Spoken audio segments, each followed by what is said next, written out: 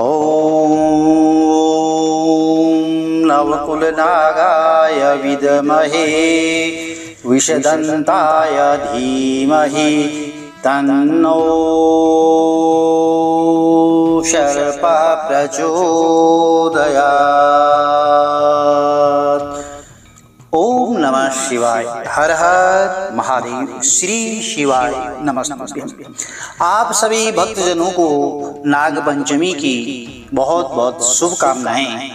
प्रिय बंधु, आज नाग पंचमी के दिन जिस जातक की जन्म कुंडली में काल सर्प दोष है या सर्प श्राप के द्वारा कष्ट प्राप्त हो रहा है या सपने में आपके सर्प दिखाई देते हैं, तो आपको भगवान शिव की पूजा के साथ साथ नाग देवता की पूजा भी जरूर करनी चाहिए, जिससे काल सर्प दोष और सर्प श्राप से मुक्ति मिल सकती है। यदि यह मंत्र आप बोल सकते हैं सर्प गायत्री तो अति उत्तम है, अन्यथा अन्य साधारण सरल मंत्रों से भी भगवान भोलेनाथ के साथ साथ नाग देवता का भी पूजन करें।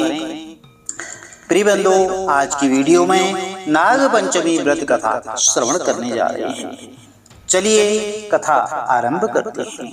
बोली गणपति गजानन महाराज की जय, शंकर भगवान की जय, पार्वती मैया की जय। कथा के अनुसार प्राचीन काल में एक सेठ जी के 7 पुत्र थे। सातों के विवाह हो चुके थे। सबसे छोटे पुत्र की पत्नी श्रेष्ठ चरित्र की विदुषी और सुशील थी, परंतु उसके भाई नहीं था। एक दिन बड़ी बहू ने घर लीपने को पीली मिट्टी लाने के लिए सभी बहुओं को शीघ्र चलने को कहा, तो सभी दलिया और खुरपी लेकर के मिट्टी खोदने लगी। तभी वहां एक सर्प निकला, जिसे बड़ी बहू खुरपी से मारने लगी, और यह देखकर छोटी बहू ने उसे रोकते हुए कहा, मत मारो उसे, यह बेचारा निरपराध है। और यह सुनकर बड़ी बहू ने उसे नहीं मारा। तब सर्प एक ओर जा बैठा। तब छोटी बहू ने उससे कहा, हम अभी लौट कर आती हैं, तुम यहाँ से जाना मत। तो यह कहकर वह सबके साथ मिट्टी लेकर घर चली गई और वहाँ कामकाज में फंसकर सर्प से जो वादा किया था उसे भूल गई।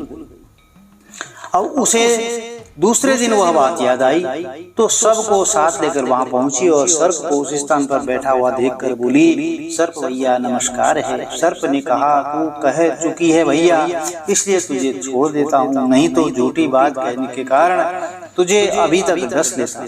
तो वह बोली, भैया मुझसे भूल हो गई है, उसकी क्षमा मांगती हूँ। तब सर्प बोला, अच्छा तो आज से मेरी बहन हुई और जा, मैं तेरा भाई हूँ, तुझे जो मांगना हो मांग ले। तो बोली, भैया मेरा कोई नहीं है, अच्छा हुआ जो तू मेरा भाई बन गया। अब कुछ दिन व्यतीत होने पर वह सर्प मनुष्य का रूप रखकर उसके घर आया और बोला कि मेरी बहन को भेज दो। सबने कहा, इसके तो कोई भाई नहीं है। तो वह बोला, मैं दूर के रिश्ते में इसका भाई हूँ, बचपन से ही बाहर चला गया था। उसके विश्वास दिलाने पर घर के लोगों ने छोटी को उसके साथ भेज दिया। उसने मार्ग में बताया कि मैं वही सर्प हूँ, इसलिए तू डरना नहीं, और जहाँ चलने में कठिनाई हो वहाँ मेरी पूंछ पकड़ लेना। उसने कहे अनुसार ही किया और इस प्रकार वह उसके घर पहुँच गई। अब वहाँ के धन ऐश्वर्य को देख करके वह चकित हो गई। एक दिन सर्प की माता ने उससे कहा कि मैं एक काम से बाहर जा रही हूँ, तू अपने भाई को ठंडा दूध पिला देना। और उसे यह बात ध्यान नहीं रही और उसने जो है गर्म दूध पिला दिया, जिससे उसका मुंह बेतरह जल गया।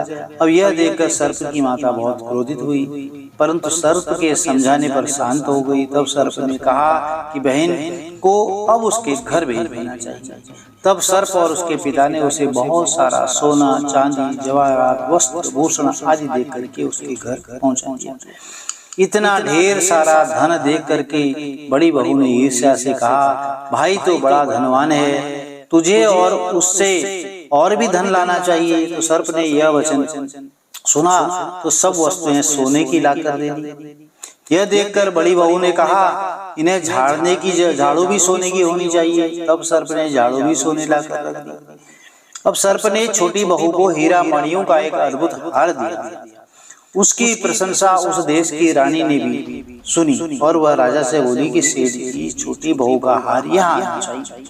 तो राजा ने मंत्री को हुक्म दिया कि उससे वह हार लेकर के शीघ्र उपस्थित हो। मंत्री ने सेठ जी से जाकर कहा कि महारानी जी छोटी बहू का हार पहनेंगी, वह उसे लाकर मुझे दे दो। तो सेठ जी ने डर के कारण छोटी बहू से हार मंगाकर दे दिया। तो छोटी बहू को यह बात बहुत बुरी लगी। उसने अपने सर्प भाई को याद किया और आने पर प्रार्थना की, भैया रानी ने हार छीन लिया है, तुम कुछ ऐसा करो कि जब वह हार उसके गले में रहे तब तक के लिए सर्प बन जाए, और जब वह मुझे लौटा दे तब हीरों और मणियों का हो जाए। तो सर्प ने ठीक वैसा ही किया। जैसे ही रानी ने हार पहना वैसे ही वह सर्प बन गया। यह देखकर रानी चीख पड़ी और रोने लगी। अब ऐसा देखकर राजा ने सेठ के पास खबर भेजी कि छोटी बहू को तुरंत भेजो। सेठ जी डर गए कि राजा न जाने क्या करेगा।